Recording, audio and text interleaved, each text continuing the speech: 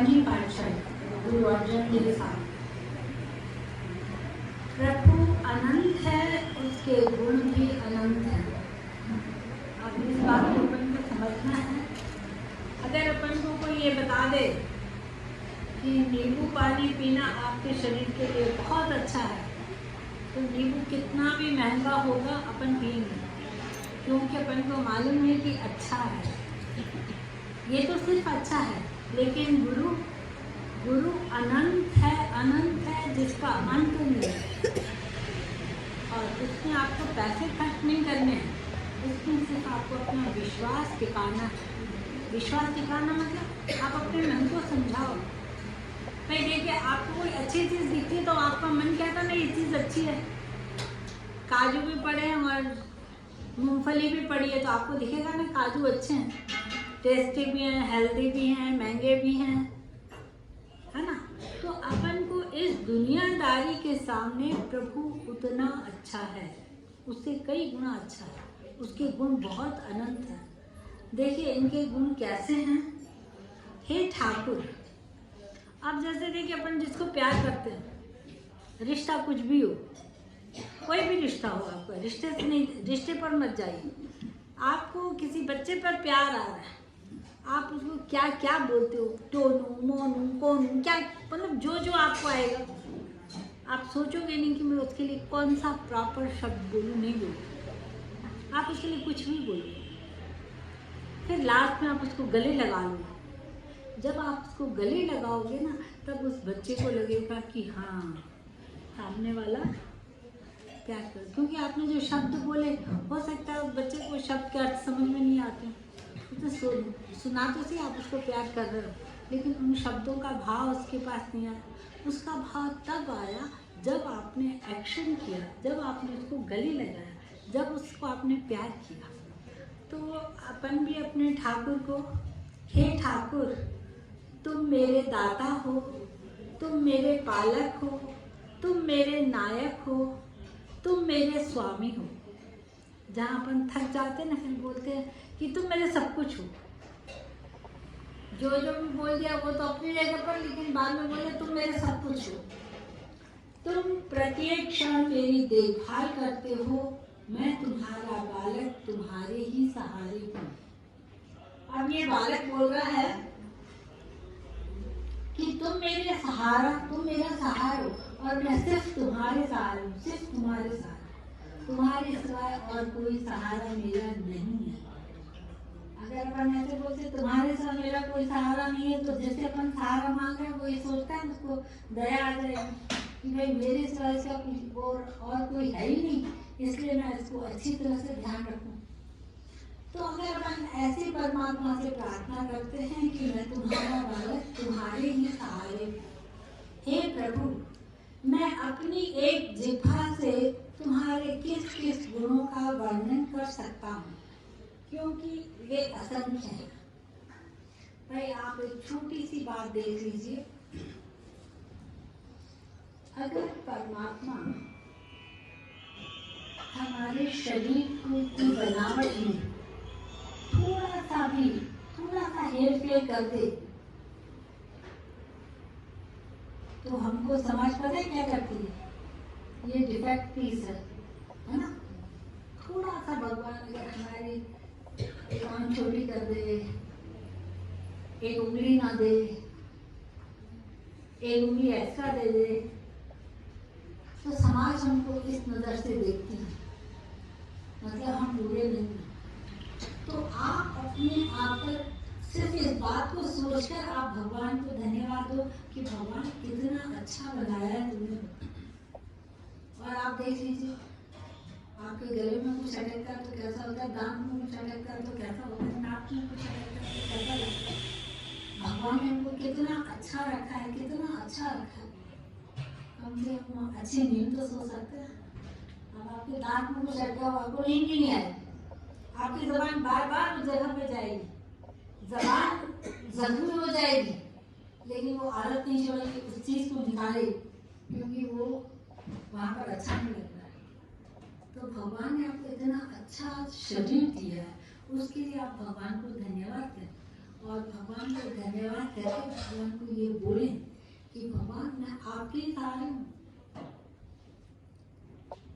देखो अपने ना पारिवारिक जीवन में ऐसा होता है, बच्चा अगर मम्मी को बोलता है मैं मम्मी के साथ ही खाऊंगा, मैं मम्मी के साथ ही सोऊंगा, मैं मम्मी के साथ ही जाऊंगा, तो आपको पता चल जाता है ना उस बच्चे का मम्मी के साथ बहुत प्यार।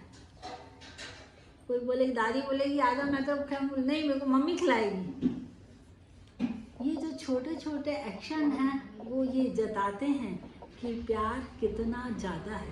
तो अपन भी उस परमात्मा के सहारे हैं। हे स्वामी तुम अनंत हो, किसी ने तुम्हारा अंत प्राप्त नहीं किया है। हे प्रभु तुम मेरे करोड़ों अपराध नष्ट करते हो और मुझे अनेक प्रकार से समझाते हो। पर ये बात तो आपको समझ में आती होगी कि भगवान हमको अच्छे लोग, अच्छी संगत, अच्छी चीज, अच्छी नींद, अच्छा भोजन, अच्छा घर, ये सब देकर परमात्मा हमको जताते हैं कि मैं तुमको प्यार करता हूँ। अगर ये सब अच्छा ना हो ना तो अपना मन बहुत विचलित हो। आप उन लोगों के साथ बैठकर देखो जिनका मन विचलित होता है, उनको पता है कुछ समझ में ही नहीं आता है। आखिर वो सोच सोच कर वो लोग डिप्रेशन में आ जाते हैं, ऐसी उनकी हालत हो जाती है। तो इस बात के लिए आप परमात्मा को धन्यवाद दो कि परमात्मा तुमने हमको सब कुछ अच्छा दिया है, मेरे सभी अपराध माफ किए हैं और फिर मैं अज्ञानी भी हूँ। आपको परमात्मा के पास अपने आप को सरेंडर करना है। भाई अपन किसी से नहीं पूछे तो बोलते ना गलती हो गई, मैं तो छोटा हूँ, अब गलती हो गई तो उस पर दया आ जाती है। और अगर आप गलती कर रहे हो और ऊपर से बोलते नहीं मैंने नहीं की तो उसको माफ़ी नहीं मिलती है। मैं अज्ञानी हूँ और मेरी बुद्धि भी तुच्छ और थोड़ी है। तुम अपने भक्त रक्षक रूप के यश की रक्षा करो। अब मैं अज्ञानी भी हूँ और मेरी बुद्धि भी कम है। अब मैं आपसे एक प्रार्थना करता हूँ, आप किसी भी तरह से मेरी ऐसी रक्षा करो कि इस दुनिया में मेरा यश फैल जाए, इस दुनिया में मेरा नाम हो जाए। और इस दुनिया में जब नाम होगा तो दुनिया कहेगी कि भगवान को बहुत प्यार करता था ना, भगवान का बड़ा भक्त था ना, इसलिए वो इतना अच्छा है। ये मैं सुनना चाहती हूँ। मेरे गुरुदेव बाबा नानक जी कहते हैं मैं तुम्हारी शरण में आया हूँ।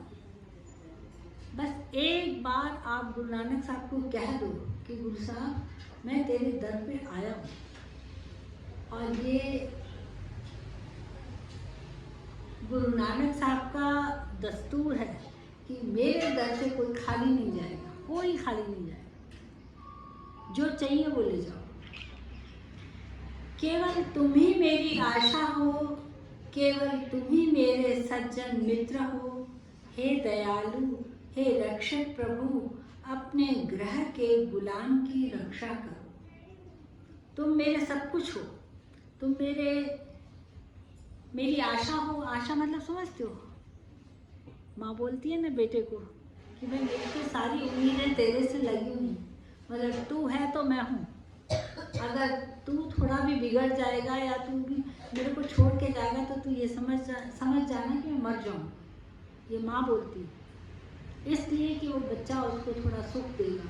लेकिन परमात्मा ने अपन को कितने सुख दिए हैं, उसके लिए अपन उनको क्या क्या बोले, शब्द नहीं। तुम मेरी आशा हो, तुम मेरे सज्जन मित्र हो, बहुत अच्छे दोस्त हो। हे दयालु, हे रक्षक प्रभु, अपने ग्रह के गुलाम की रक्षा करो। अब देखिए, अपने ग्रह के गुलाम की रक्षा करो मतलब ग्रह मतलब घर और गुलाम मतलब क्या जो बोलोगे वो मैं करूँगा। मैं आपके घर का गुलाम हूँ। आपने कभी कुत्ता पाला होगा या कभी किसी कुत्ते पाले हुए कुत्ते को देखा होगा, मालिक जो बोलता है वो करता है। वो जब भी उसको प्यार आता है तो वो मालिक के पैर चाटता है। जब मालिक के पैर चाटता है ना तो मालिक को दया आती है। बेचारा कितना अच्छा है और मालिक का साथ कभी नहीं छोड़ता है, कभी नहीं छोड़ता है। मैंने देखा कि एक दुकान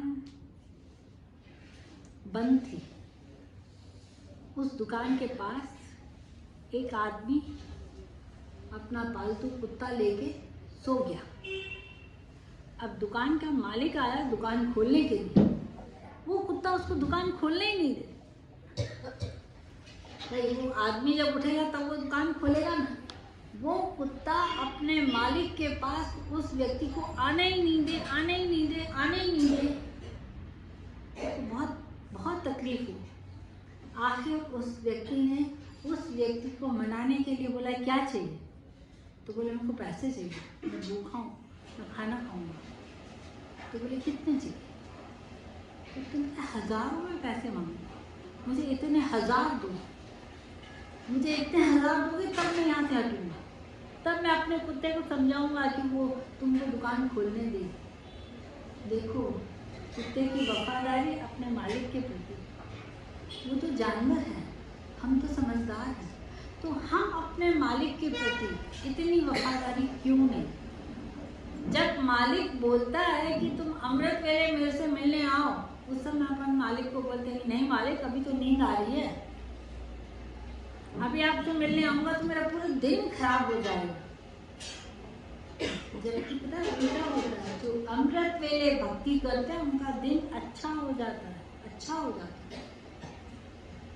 आपको ऐसा लगेगा, इसलिए आपको लग रहा है क्योंकि आप कलयुग के साथ हो, तो आपको लगेगा सिर दुखेगा, सुस्ती आएगी, नींद आएगी। नहीं, ऐसा कुछ भी नहीं है। आप अमृत वेले की आदत डाल दो, आपको बहुत अच्छा लगेगा। तो गुरु साहब बोल रहे हैं कि देखिए अपने पास ना 2 चीज़ें होती हैं। एक तो अपन नौकर रखते हैं। अब नौकर का हिसाब क्या होता है, हर पहली तारीख को उसको पगार दे देते हैं, भाई तूने 30 दिन काम किया, ये तेरी पगार, अब पहली तारीख से तू आ या ना आ तेरी मर्जी, क्योंकि तूने जितना काम किया उतनी मैंने तेरे को पगार दे दी, बात खत्म, रिश्ता अपना यहाँ तक। लेकिन गुलाम का मतलब ये होता है कि मैं तो आपकी सेवा करूंगा, मेरे आने वाले बच्चे, उनके बच्चे सब आपकी सेवा करेंगे। अब वो कैसा रहता है, वो ऐसा होता है भाई जो बहुत गरीब परिवार के लोग होते हैं, जिनके पास पैसा नहीं होता है, वो अपने बच्चे बेचते हैं।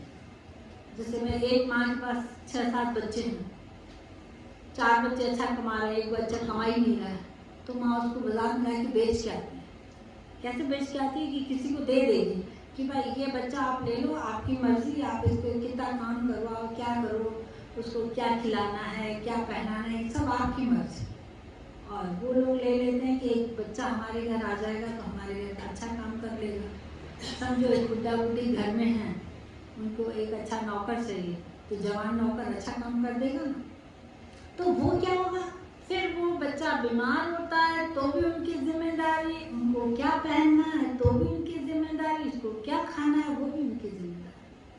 फिर उस बच्चे की शादी होती है तो उसकी जो पत्नी आती है वो भी उनकी सेवा करती है, फिर उनके बच्चे होते हैं वो भी उनकी सेवा करते हैं, मतलब गुलाम है। तो आज हम लोग गुरु साहब से ये अर्ज कर रहे हैं कि गुरु साहब मैं आपकी शरण में आया हूँ, मैं तो आपकी शरण में आया हूँ, मुझे आप इतनी ताकत दो कि मैं आपका गुलाम बन जाऊँ। मैं जिन लोगों को प्यार करता हूँ, जिन लोगों के साथ मेरे अच्छे रिश्ते हैं, जिन लोगों के साथ मेरा उठना बैठना है, वो लोग भी आपकी भक्ति करेंगे। आज का ये प्रॉमिस है। अब आप देखिए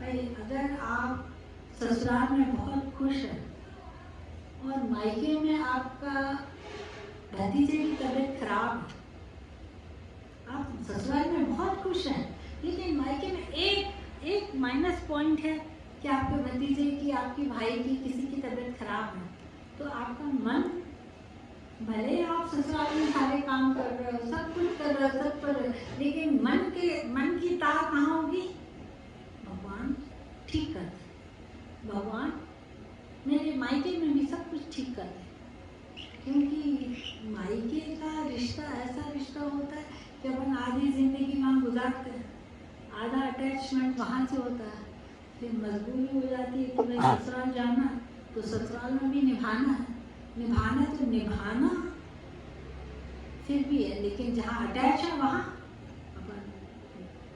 तो मैं आपको ये बता रही हूँ कि अगर अपन गुरु साहब के गुलाम बन जाएंगे ना, तो गुरु साहब आपको ये भी तकलीफ नहीं देंगे कि आपके मायके में कोई दिक्कत आए, ना पैसे की दिक्कत, ना शरीर की दिक्कत, ना और कोई दिक्कत। गुरु साहब ने कह दिया कि आप सिर्फ अमृत वेले उठ के नाम जपो, मैं आपके 21 कुल, 21 खानदान नहीं, 21 कुल मायके, 21 कुल ससुराल वालों में किसी भी प्रकार की कमी नहीं होगा।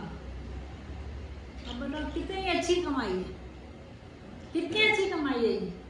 आप अमृत वेले उठ के भक्ति करो, आपका जीवन सफल और आपके परिवार वालों का भी जीवन सफल। इसलिए आज आप सब लोग गुरु साहब को एक स्पेशल जपजी साहब का पाठ करके धन्यवाद देना कि गुरु साहब आपने हमको अपने दर का गुलाम बना दिया है, और ये गुलाम बनाए रखना कि हमारे पीछे जिनको हम